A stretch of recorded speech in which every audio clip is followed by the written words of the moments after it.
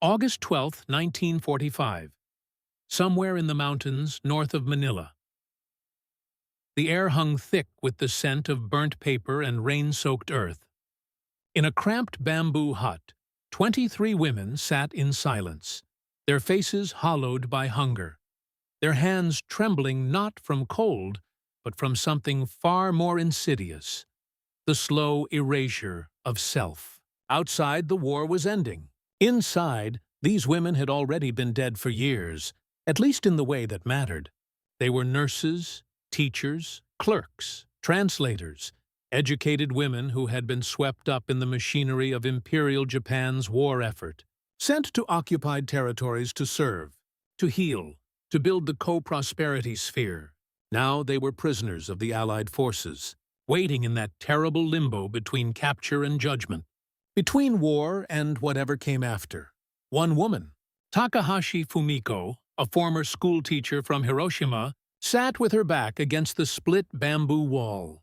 Her fingers moved unconsciously, tracing invisible characters on her thigh. Kanji she had not dared to write in 3 years. Poetry. She had once taught it to children, had filled their minds with the elegant melancholy of Basho, the sharp clarity of Shiki. But that was before the Kempeitai officer in Davao had confiscated her notebook, before he had warned her that any writing not related to official duties was suspect, possibly treasonous. Poetry, he had said, was a distraction from the divine mission of the empire. Words that did not serve the emperor served the enemy. So she had stopped. They all had. The women in this hut, this makeshift prison, had spent years swallowing their words, burying their thoughts beneath layers of obedience and fear. Writing had become dangerous. Thinking had become dangerous. And now, in defeat, they expected the final silence, the silence of execution, or perhaps something worse. What these women did not understand, could not yet comprehend, was that the forces now holding them operated under a different logic entirely. The American military, vast and sometimes brutal in its own right, nevertheless carried within it the DNA of something the Japanese Empire had never possessed. A fundamental belief, however imperfectly practiced, that human beings possessed inherent rights that no state could fully extinguish. This was not mercy. This was not softness. This was something stranger and more destabilizing to the authoritarian mind, the conviction that even enemies remained human, that even the defeated retained dignity. The women of Imperial Japan had been raised in a culture where the collective consumed the individual, where the needs of the nation, the family, the emperor, always superseded personal desire. Poetry, art, individual expression. These were permissible only insofar as they served the greater machine.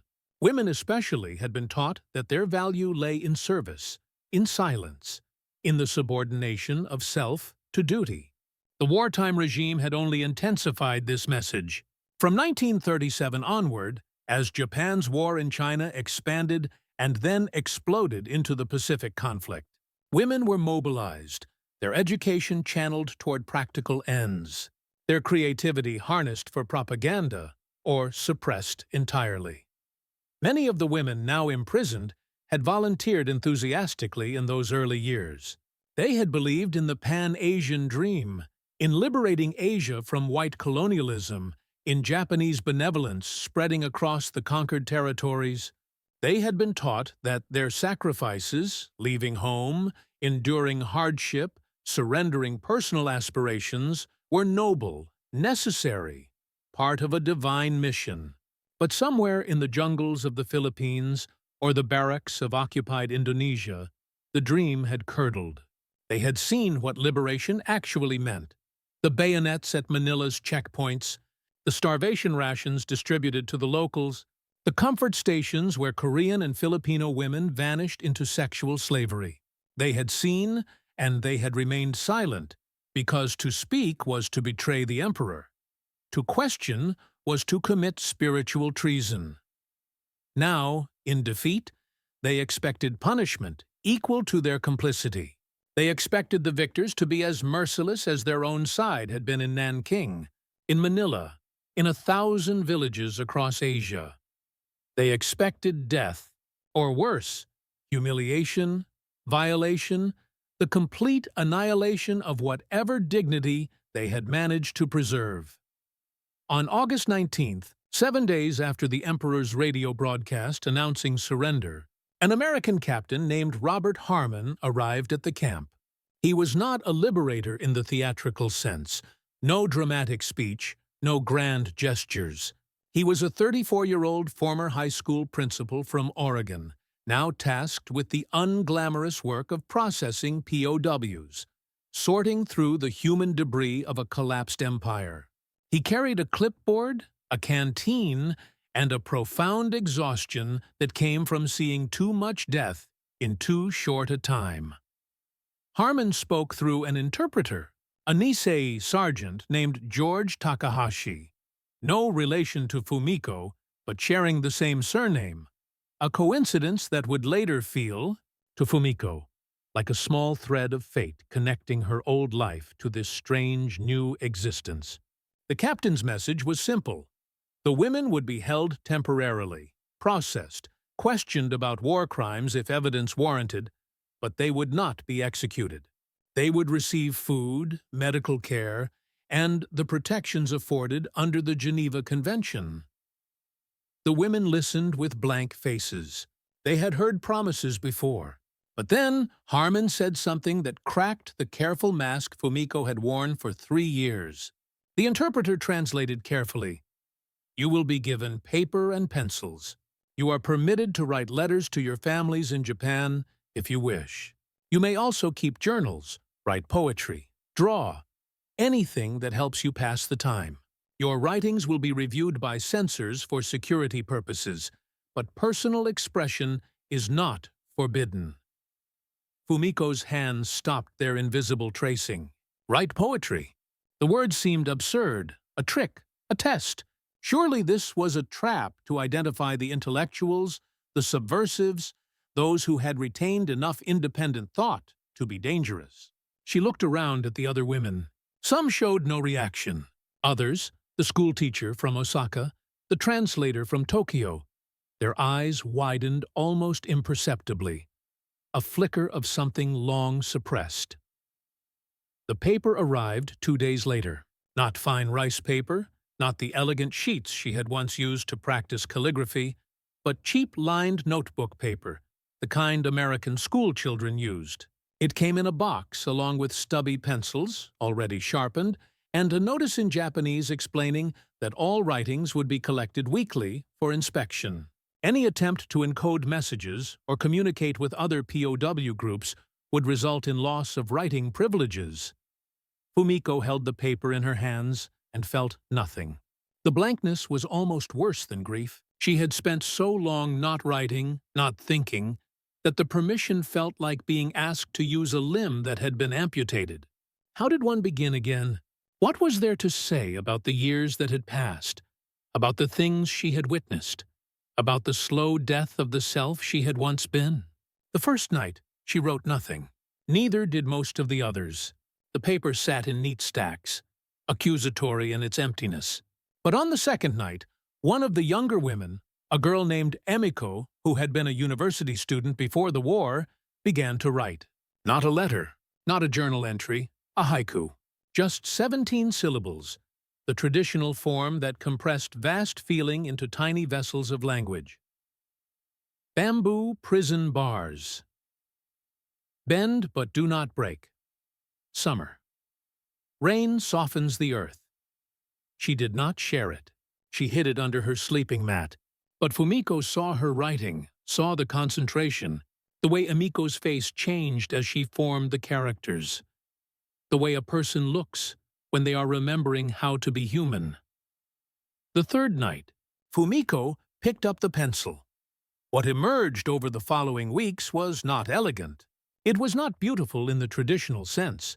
The poems these women wrote were jagged, raw, full of the kind of honesty that Japanese literary culture usually wrapped in layers of allusion and indirection.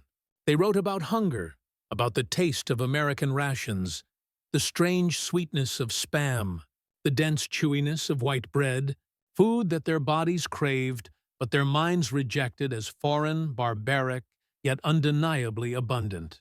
They wrote about shame, about the moment the emperor's voice had crackled over the radio, that moment when the entire architecture of meaning had collapsed. They wrote about the jungle, about the Filipino women they had seen working in the camps, about silence and complicity and the tiny, terrible choices that had led them to this place. Fumiko wrote about her students, the children she had taught in Hiroshima before the war.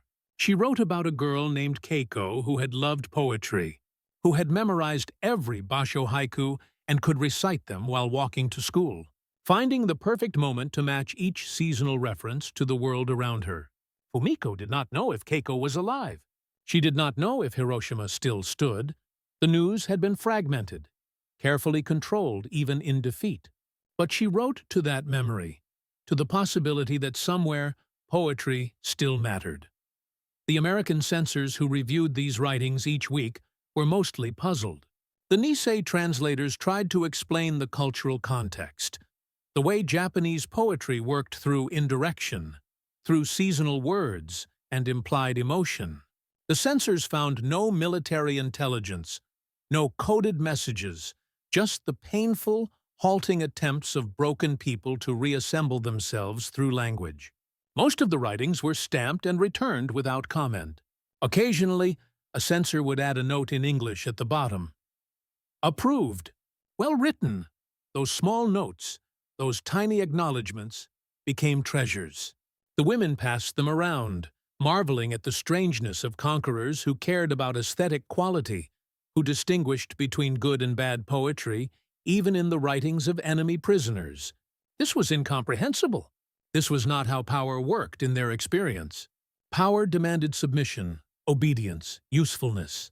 Power did not critique your metaphors. By September, the camp had transformed in subtle ways. The women still faced an uncertain future. Many would eventually be repatriated to a devastated Japan. Some would face war crimes, tribunals for their roles in occupied territories. A few would remain in legal limbo for years. But something had shifted. The act of writing, of shaping private thought into communicable form, had begun to restore what years of militarism had eroded.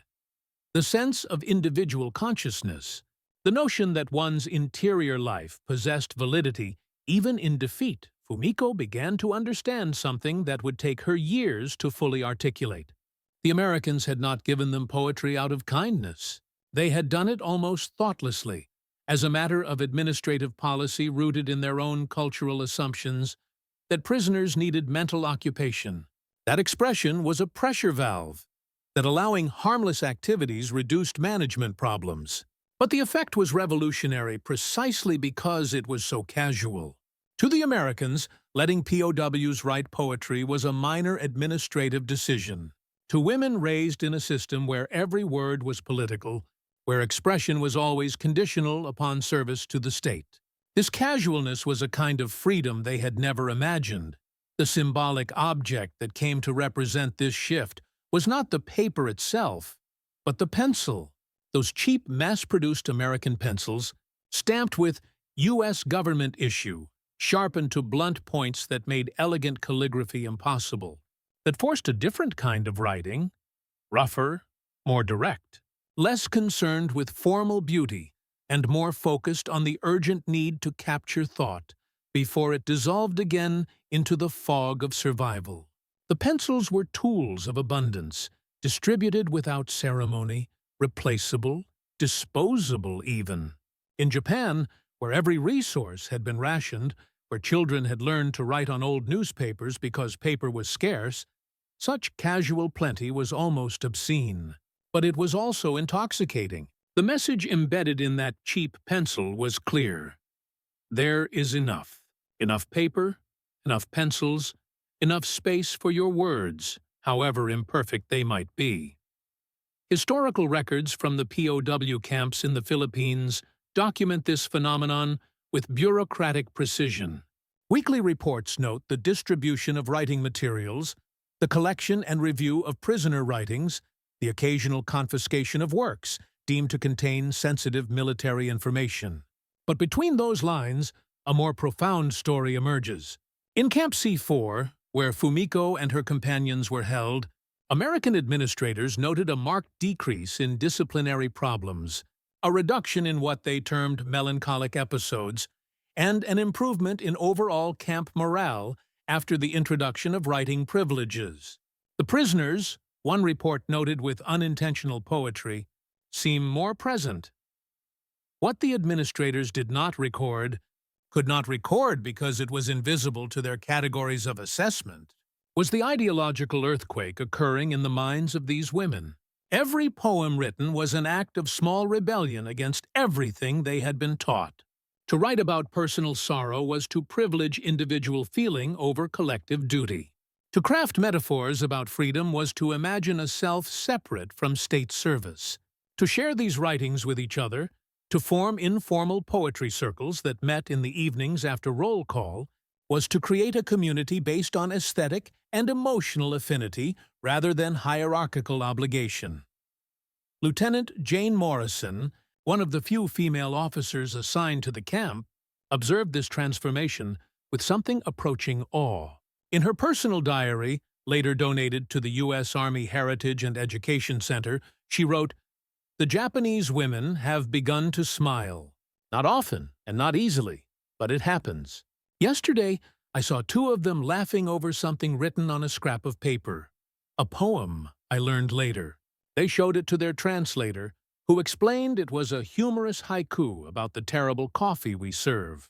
The fact that they could find humor in their situation, that they felt safe enough to mock their captors gently, even obliquely, this seems significant.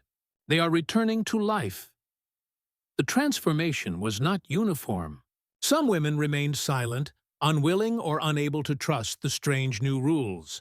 Others wrote obsessively, filling page after page with poetry, stories, fragmented memories, letters to the dead.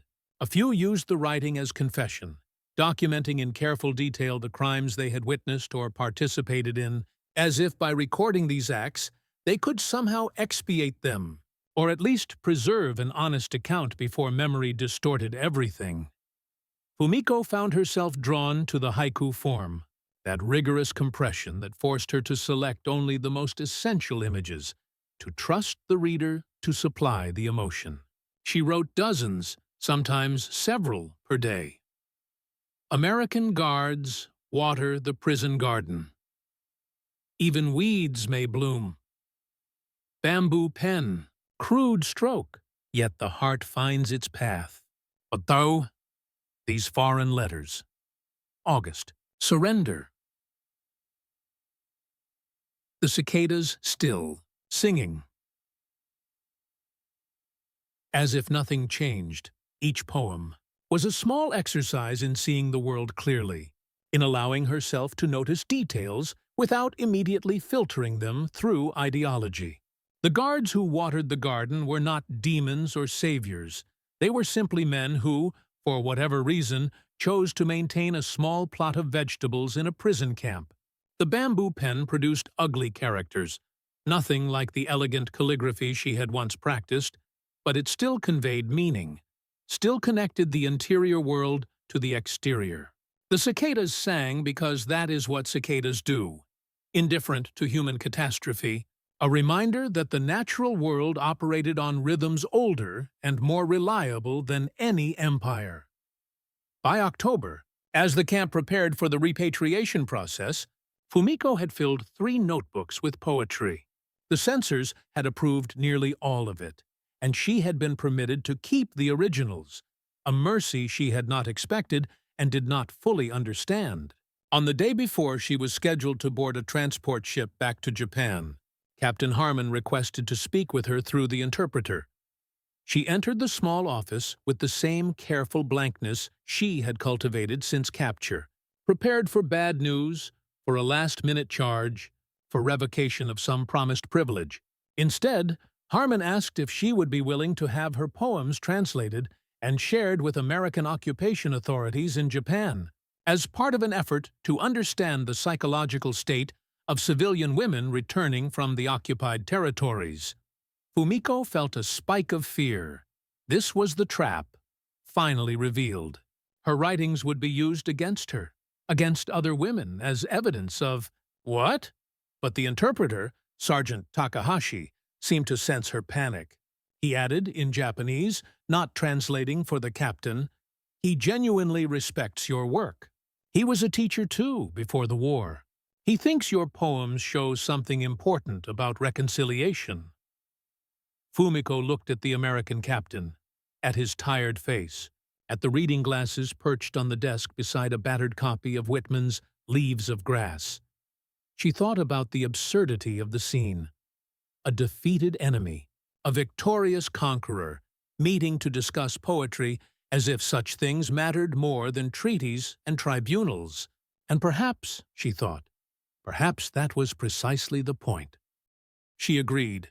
Her poems, translated somewhat awkwardly by Sergeant Takahashi, would eventually appear in an internal military report on civilian morale and reconstruction strategies. They would be read by a few dozen officers and then filed away, forgotten in the vast bureaucratic archives of occupation.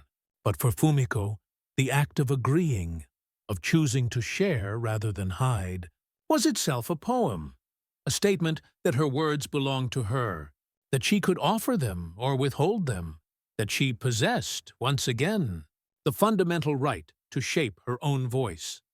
The ship that carried Fumiko back to Japan was crowded with repatriated soldiers and civilians, all of them hollow-eyed, all of them carrying invisible wounds. She stood on the deck as the Philippines receded into the distance, watching the green mountains fade into mist. In her bag, carefully wrapped in canvas to protect them from the salt spray, were her 3 notebooks. Japan, when she finally saw it, was unrecognizable. Hiroshima was gone, vaporized into a shadow and a story. Her family was scattered, her mother dead from starvation in the final months of the war, her younger brother missing somewhere in Manchuria, her father living in a relative's damaged house in the countryside. The school where she had taught was rubble. Everything that had defined her pre-war life had been erased. But she had the notebooks, and she had the strange, precious knowledge that writing was not treason, that poetry could exist for its own sake, that the self she reconstructed from the wreckage did not have to pledge allegiance to any emperor, any ideology, any cause beyond the simple human need to witness and to speak. In the years that followed, Fumiko would become one of many Japanese women who quietly reshaped their nation's literary culture. She never became famous, never joined the prominent post-war poetry movements, but she taught again, eventually, in a rebuilt Hiroshima, and she taught her students that poetry was not decoration, not propaganda, not service to anything except the difficult work of being truthfully human. She taught them that words could be dangerous and sacred, that the right to write one's own thoughts was a kind of freedom that no state could grant because it existed prior to all states, in the irreducible mystery of consciousness itself. The story of Japanese women POWs writing poetry in American camps is a minor footnote in the vast library of World War II history. It appears in no major histories, is commemorated by no memorials, features in no documentaries or dramatic films, but it reveals something essential about the ideological war that ran parallel to the military conflict, the war between systems that trusted individuals and systems that feared them, between societies that believed expression was dangerous and societies that believed suppression was dangerous. The women in that camp did not become American Democrats overnight. Many remained deeply ambivalent about the forces that had defeated their nation, remained proud of aspects of Japanese culture, remained critical of American imperialism and racism. But they had learned something that the militarist state had worked desperately to suppress, that they existed as individuals, that their interior lives possessed value independent of their utility to power, that even in defeat, even in captivity, even in the complete collapse of everything they had believed, they could still choose what words to write, what images to preserve, What version of their story to tell? The pencil, that cheap, mass-produced American pencil, became the symbol of this revelation. Not because it was superior to a Japanese brush and ink, not because American abundance was intrinsically better than Japanese discipline, but because it was offered without ceremony, as if such things were normal, as if every person naturally possessed the right to write their thoughts, as if this were not a privilege granted by authority, but a human capacity that existed prior to and beyond all regimes. In the final analysis, what shattered the imperial ideology for these women was not the military defeat, not the atomic bombs, not the emperor's radio address. It was the casual assumption embedded in every mundane administrative decision by their captors. The people wrote poetry because that is what people do. That individual expression was not a political threat, but a psychological necessity. That a state could be powerful without demanding the complete subordination of the self. This was freedom not as an abstract ideal, but as a material practice, manifested in paper and pencils, in the weekly collection and return of notebooks, in the bureaucratic notes scrawled at the bottom of a haiku. Approved. Well written. Freedom as something so ordinary, so taken for granted, that it could be extended even to enemies, even in wartime, even when nothing required it except a vague sense that this was the civilized thing to do. The women who returned to Japan carrying their poems were not liberated in any simple sense. They faced a destroyed nation, personal tragedies, the shame of defeat, the difficult work of building new lives from ruins. But they carried with them a small, subversive knowledge that they had written and no one had punished them, that they had expressed private thoughts and the world had not ended, that the self they had been taught to sacrifice could, perhaps, be recovered, could grow again like those weeds in the prison garden, persistent and unkillable, reaching toward light. And that knowledge, quiet and undramatic, was its own kind of victory. The victory of the word over silence, of the individual over the collective, of the humble pencil over the sword.